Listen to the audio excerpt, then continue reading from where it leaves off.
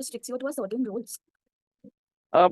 Firstly, thank you so much. I really loved doing those videos. I love Filter Copy and I love Dice Media and I love doing those roles. And I still feel that I have a lot to show. No cringe, no drama, nothing, purely love. The OG influencer before influencing was a thing. I miss their content. The magic left with the old cast, I miss them deeply. In this video, we are going to talk about आखिर filter copy YouTube channel के old members कहाँ हैं और साथ ही आखिर filter copy के content अब उतने अच्छे क्यों नहीं होते। फॉर कॉन्टेक्स्ट, फिल्टर कॉपी असल में पॉकेट एसिस पिक्चर प्राइवेट लिमिटेड का फ्लैगशिप डिजिटल ब्रांड है। अब पॉकेट एसिस की शुरुआत अदिति श्रीवास्तव, अश्विन सुरेश और अनिरुद्ध पंडिता ने मिलकर की थी। तीनों पहले फाइनेंस इंडस्ट्री में हाई पेइंग कॉर्पोरेट जॉब करते थे और इनकी लाइफ वैसे देखा जाए तो ऑलरेडी सेटल कैटेगरी में आती थी, लेकिन तीनों ने अपने स्टेबल करियर्स छोड़कर इंडियन एंटरटेनमेंट इंडस्ट्री में कुछ नया क्रिएट करने का डिसीजन लिया। स्टार्टिंग में उनका प्लान एक traditional feature film production company बनाने का था, लेकिन प्लानिंग और रिसर्च के दौरान उन्हें रियलाइज हुआ कि फिल्म इंडस्ट्री में एंट्री लेना इतना सिंपल नहीं है। फिल्म डिस्ट्रीब्यूशन में बहुत ज्यादा फाइनेंशियल रिस्क है और एक फ्लॉप मूवी की वजह से पूरी इन्वेस्टमेंट डूब सकती है। 2015 के टाइम में यूट्यूब में लॉन्ग फॉर्म कंटेंट बिल्कुल नया कंसेप्ट था और उस टाइम में कई सारे चैनल फेमस हुए थे। 9 सितंबर 2015 को पॉकेट एसिस ने अपना पहला वीडियो बैन पैन अपने सिस्टर चैनल डाइस मीडिया पर रिलीज किया। इसके कुछ ही टाइम बाद उन्होंने फिल्टर कॉपी लॉन्च किया, जो शॉर्ट, रिलेटेबल और हाईली शेयरेबल स्केच वीडियो के लिए उनका मेन डिजिटल ब्रांड बन गया। अब फिल्टर कॉपी की अर्ली सक्सेस सिर्फ अच्छी स्क्रिप्ट की वजह से नहीं थी, बल्कि उनकी डिस्ट्रीब्यूशन स्ट्रेटेजी भी उतनी ही इम्पोर्टेंट थी। उस वक्त ज्यादा क्रिएटर यूट्यूब सर्च ट्रैफिक के लिए कम्पीट कर रहे थे, लेकिन फिल्टर कॉपी ने अपना मेजर फोकस फेसबुक के नेटिव वीडियो प्लेयर पर रखा, जब बाकी लोग अभी यूट्यूब की ही रेस में बिजी थे। चैनल पे उन्होंने 5 से 10 मिनट के relatable slice of life sketches बनाना शुरू किए, जिनमें लोग अपनी खुद की लाइफ देख पाते थे। रिलेटेबल स्टोरी टेलिंग और स्मार्ट डिस्ट्रीब्यूशन स्ट्रेटेजी की वजह से फिल्टर कॉपी काफी कम टाइम में ही फेमस हो गया। अब सवाल ये आता है कि फिल्टर कॉपी के ओजी मेंबर्स आज कहाँ हैं? जिन फेसेस को देखकर मिलियंस ऑफ लोगों ने फिल्टर कॉपी को पहचाना, उनमें से काफी मेंबर्स आज अपने अपने करियर में अलग डायरेक्शन चूज कर चुके हैं। सबसे पहले बात करते हैं अपूर्वा अरोरा की, जो कि उस वक्त काफी फेमस हुई थी, लेकिन अपूर्वा ने धीरे धीरे फिल्टर कॉपी से डिस्टेंस इसलिए बनाना शुरू किया क्योंकि वो सिर्फ डिजिटल स्केच वीडियो तक लिमिटेड नहीं रहना चाहती थी। उनका फोकस रीजनल इंडियन सिनेमा में अपनी पहचान बनाना और साथ ही अपना पर्सनल डिजिटल ब्रांड बिल्ड करना था। आज अपूर्वा पंजाबी और गुजराती फीचर फिल्म में एक्टिवली काम कर रही हैं। इसके साथ ही उनका पर्सनल यूट्यूब चैनल भी काफी सक्सेसफुल है, जहाँ वो व्लॉग्स, लाइफस्टाइल कंटेंट और कॉमेडी स्केचेस अपलोड करती हैं। अब बात करते हैं बरखा सिंह की। बरखा का करियर उस वक्त रैपिडली ग्रो कर रहा था और उनके पास बॉलीवुड, ओटीटी और ब्रांड कोलैबोरेशन की अपॉर्चुनिटीज कंटिन्यूअसली इंक्रीज हो रही थी। इसी वजह से उन्होंने अपना focus main stream acting project के साथ साथ लाइफस्टाइल और ट्रैवल कंटेंट पर भी शिफ्ट कर दिया। बरखा ने मूवीज भी की हैं। 2021 में murder mystery silence can you here it, और ये मूवी मैंने देखी है, जहाँ पे बरखा की डेथ हो जाती है और उनकी एक्टिंग ओवरऑल अच्छी थी, बहुत ज्यादा। फिलहाल बरखा मूवीज और वेब सीरीज दोनों में काफी एक्टिव हैं। द साबरमती रिपोर्ट में कैमियो करने के बाद उन्होंने ड्रामा लफंगे में लीड रोल भी निभाया। एक्टिंग के साथ साथ बरखा एक लाइफस्टाइल इन्फ्लुएंसर भी बनी हुई हैं। अब बात करते हैं आयुष की। आयुष का गोल भी सिर्फ शॉर्ट फॉर्म कॉमेडी स्केचेस तक लिमिटेड रहना नहीं था, वो खुद को एक सीरियस लीड एक्टर के रूप में एस्टेब्लिश करना चाहते थे। इसी वजह से उन्होंने धीरे धीरे फिल्टर कॉपी से बाहर निकलकर लॉन्ग फॉर्म स्टोरी टेलिंग और ओटीटी प्रोजेक्ट पर ज्यादा फोकस करना शुरू किया। आज आयुष ओटीटी इंडस्ट्री के वेल नोन एक्टर में से एक हैं। कॉल माय एजेंट बॉलीवुड जैसे नेटफ्लिक्स प्रोजेक्ट के बाद उन्होंने कई बड़ी एडवर्टाइजिंग कैंपेन भी किए, जिसमें सौरभ गांगुली के साथ भी उनकी अपीयरेंस देखने को मिली। अब बात करते हैं विराज की। विराज हमेशा से अपने कंटेंट पर कंप्लीट क्रिएटिव कंट्रोल रखना चाहते थे। इसी के साथ उनका इंटरेस्ट रीजनल सिनेमा और मेन स्ट्रीम फिल्म में काफी इंक्रीज हो रहा था, इसलिए उन्होंने इंडिपेंडेंट क्रिएटर के रूप में अपनी जर्नी को आगे बढ़ाने का डिसीजन लिया। आज विराज एक सक्सेसफुल इंडिपेंडेंट डिजिटल क्रिएटर हैं और साथ ही सिनेमा में अपने स्ट्रॉन्ग प्रेजेंस बना रहे हैं। गुजराती हॉरर कॉमेडी फिल्म के थ्रू उन्होंने रीजनल सिनेमा में एंट्री की। इसके बाद शाहरुख खान की जवान में भी वो नजर आए। इसके अलावा विराज लाइफस्टाइल ब्रांड स्लो मुंबई को रन भी करते हैं। अब बात करते हैं रोहन शाह की। फिल्टर कॉपी के relatable boy next door image से बाहर निकलकर रोहन भी अपने एक्टिंग करियर में नए एक्सपेरिमेंट करना चाहते थे। फिलहाल Rohan psychological thriller, short film और म्यूजिक वीडियो में एक्टिवली काम कर रहे हैं। सिर्फ एक्टिंग ही नहीं बल्कि डायरेक्शन और स्क्रीन राइटिंग राइटिंग में भी उन्होंने अपनी जर्नी शुरू कर दी है। कुछ रिपोर्ट्स के मुताबिक वो मुंबई के कई प्रोडक्शन हाउसेस के साथ मिलकर OTT प्लेटफॉर्म के लिए नए कंसेप्ट और स्टोरीज डेवलप करने पर भी काम कर रहे हैं। अब ऑनलाइन सर्च करोगे तो फिल्टर कॉपी की पब्लिक इमेज हमेशा से क्लीन, रिलेटेबल और फैमिली फ्रेंडली रही है। स्क्रीन पर दिखने वाले लाइट हार्टेड कॉमेडी स्केचेस की वजह से चैनल ने मिलियंस ऑफ लॉयल व्यूअर्स बनाए हैं, लेकिन कैमरे के पीछे सब कुछ हमेशा इतना स्मूथ नहीं था। फिल्टर कॉपी को कंट्रोवर्सी का सामना भी करना पड़ा है। फिल्टर कॉपी के लिए सबसे बड़ा सेटबैक अक्टूबर 2018 में आया, जब इंडिया की डिजिटल मीडिया इंडस्ट्री भी #MeToo मूवमेंट का पार्ट बनी थी। इसी दौरान फिल्टर कॉपी के कोर क्रिएटिव डायरेक्टर, राइटर और वायरल स्केचेस के इम्पोर्टेंट हिस्सा रहे अनिरुद्ध बनर्जी पर मल्टीपल एलिगेशन पब्लिकली सामने आए। ये एलिगेशन सामने आने के बाद सोशल मीडिया पर काफी क्रिटिसिज्म हुआ और कंपनी पर भी एक्शन लेने का प्रेशर बढ़ने लगा। इसके बाद इंटरनल रिव्यू प्रोसेस कंडक्ट किया गया। पब्लिक बैकलैश के बीच अनिरुद्ध ने एक पब्लिक अपॉलजी इशू की और फिल्टर कॉपी और पॉकेट एसेस में अपने क्रिएटिव और ऑपरेशनल रिस्पॉन्सिबिलिटी से ऑफिशियली रिजाइन कर दिया। इसी इंसिडेंट के बाद पॉकेट एसेस ने अपनी इंटरनल वर्कप्लेस पॉलिसी को स्ट्रेंथन करने के लिए कई चेंजेस भी इम्प्लीमेंट किए। इस कंट्रोवर्सी के अलावा टाइम के साथ फिल्टर कॉपी को अपने कंटेंट को लेकर भी काफी क्रिटिसिज्म फेस करना पड़ा है। चैनल के जो ओल्ड व्यूअर्स थे उनका मानना था कि चैनल की क्रिएटिविटी पहले जैसे फ्रेश नहीं रही। सबसे ज्यादा 3 चीजों को लेकर डिस्कशन देखने को मिला। सबसे पहला क्रिटिसिज्म था रिपीटेटिव कंटेंट को लेकर। बहुत से व्यूअर्स को लगने लगा था कि नए कॉन्सेप्ट लाने के बजाय पुराने सक्सेसफुल फॉर्मेट को ही बार बार नए टाइटल्स और नए एक्टर के साथ रिपीट किया जा रहा था। कुछ रिलेटेबल कंसेप्ट अलग वर्जन में बार बार देखने को मिल रहे थे। इसी वजह से कुछ व्यूअर्स को कंटेंट प्रेडिक्टेबल और रिपीटेटिव फील होने लगा। दूसरा क्रिटिसिज्म ब्रांड इंटीग्रेशन को लेकर था। जैसे जैसे पॉकेट एसेस एक लार्जर मीडिया बिजनेस बनता गया, फिल्टर कॉपी की कई वीडियोस में ब्रांड कोलैबोरेशन और स्पॉन्सर्ड इंटीग्रेशन भी बढ़ने लगे। कई स्केचेस में प्रमोशंस इतने नोटिसेबल हो गए थे कि कंटेंट कभी कभी ऑर्गेनिक स्टोरी टेलिंग से ज्यादा ब्रांडेड कैंपेन्स जैसा फील होने लगा था। वीडियो की रिसर्च करते वक्त मुझे रेडिट पर एक कमेंट मिला। किसी ने लिखा है कि वो फिल्टर कॉपी जैसे एक कंपनी के साथ काम करते थे। सबसे पहली बात जो उन्होंने कही कि वो ये थी कि 2016 के आसपास जब इंडिया में लॉन्ग फॉर्म यूट्यूब कंटेंट बिल्कुल नया था, और ये बात मैंने वीडियो की स्टार्टिंग में भी कही थी, तब फिल्टर कॉपी जैसी कंपनीज एक रेवोल्यूशन की तरह थी। हर चैनल, एक्टर, राइटर, क्रिएटर इनके साथ जुड़ना चाहता था क्योंकि यही प्लेटफॉर्म उस वक्त सबसे बड़ा एक्सपोजर दे रहे थे। लेकिन उसके साथ सारा एड रेवेन्यू, यूट्यूब का रेवेन्यू, स्पॉन्सरशिप का पैसा सब कुछ कंपनी के पास जाता था, ना कि इंडिविजुअल टैलेंट के पास। हाँ, कंपनी का एक्सपेंस भी उतना ही बड़ा था क्योंकि प्रोडक्शन, सेट, टीम, स्टाफ और टैलेंट सबका खर्चा उन्हीं का था, और ये सब सस्ता बिल्कुल भी नहीं होता। फिर धीरे धीरे टाइम चेंज हुआ, कंटेंट क्रिएशन डेमोक्रेटाइज होने लगा। मतलब अब राइटर, एक्टर सब लोग अपना खुद का इंडिविजुअल प्लेटफॉर्म बना सकते हैं, चाहे वो व्लॉग्स हो या सोलो स्केचेस। यहीं से इन्फ्लुएंसर एरा की शुरुआत हुई थी, जहाँ लोगों को किसी बड़े प्रोडक्शन हाउस की जरूरत ही नहीं पड़ती थी अपनी पहचान बनाने के लिए। उसके बाद फॉर्मल OTT प्लेटफॉर्म भी आ गए। अब OTT कंपनीज क्या करती हैं, या तो वो फिल्टर कॉपी जैसी कंपनी का बेस्ट शो डायरेक्टली खरीद लेती हैं, जैसा TVF के साथ हुआ, जिससे ओरिजिनल चैनल के पास कुछ नहीं रह जाता है, या फिर OTT उनके बेस्ट टैलेंट मतलब राइटर और स्टाफ को अपने ही साथ परमानेंटली हायर कर लेती है ताकि वो उनके अपने लेबल के अंडर कंटेंट बनाए। अब एक और बड़ा फैक्टर था प्लेटफॉर्म इवोल्यूशन का। कंटेंट अब छोटा होने लगा, हाई प्रोडक्शन की जरूरत कम हो गई और सब कुछ अब एक आईफोन से शूट हो सकता था। इससे कंटेंट क्रिएशन और भी डेमोक्रेटाइज हो गया और बड़े प्रोडक्शन हाउसेस का एडवांटेज कम होता गया। तो सवाल ये है कि फिल्टर कॉपी जैसी कंपनी आज भी पैसा कैसे कमा रही है। उस रेडिट कमेंट के अकॉर्डिंग पहला तरीका है कि वो अपने शो को OTT प्लेटफॉर्म को प्रोड्यूस करके बेच देती है, और कई बार OTT प्लेटफॉर्म खुद डेस्परेट होते हैं क्योंकि उनके पास अपना ओरिजिनल कंटेंट कम होता है, तो वो एग्जिस्टिंग कंटेंट को ही खरीद लेते हैं। दूसरा तरीका है ब्रांड्स के लिए महंगे और हाई प्रोडक्शन वीडियोस बनाना, जो सिर्फ बड़े कॉर्पोरेशन ही अफोर्ड कर सकते हैं, और इससे कंपनीज को अच्छा ब्रांड बिल्डिंग भी मिलता है। और तीसरा सबसे बड़ा तरीका है इन्फ्लुएंसर मार्केटिंग और ब्रांड सॉल्यूशन टीम बनाना। और फिर कोविड और इंस्टा रील ने इस बिजनेस को और भी ज्यादा स्ट्रॉन्ग बना दिया। तो फिल्टर कॉपी जैसी कंपनी अब कंटेंट बनाने वाली कंपनी से ज्यादा एक मार्केटिंग और प्रोडक्शन पावर हाउस बन चुकी है। इसलिए अब उनके चैनल के कंटेंट के ऊपर पहले के कंपैरिजन में उतना फोकस नहीं करते। वैसे अगर आपने मेरी मिसिंग यूट्यूब चैनल सीरीज की पहली 2 वीडियोस मिस कर दी हैं, तो मैंने पहले अनायशा और पॉपेक्सो डेली के मेंबर्स और उनके डिसअपीयरेंस के बारे में भी डिटेल में डिस्कस किया है। अगर वो वीडियोस आपने नहीं देखी हैं तो आप उन्हें भी चेकआउट कर सकते हो। बाकी आज की वीडियो के लिए इतना ही। Do let me know your thoughts on this, do let me know in the comments. और वीडियो पसंद आई हो तो प्लीज चैनल को सब्सक्राइब, वीडियो को लाइक कर देना। मिलते हैं नेक्स्ट वीडियो में। Thank you.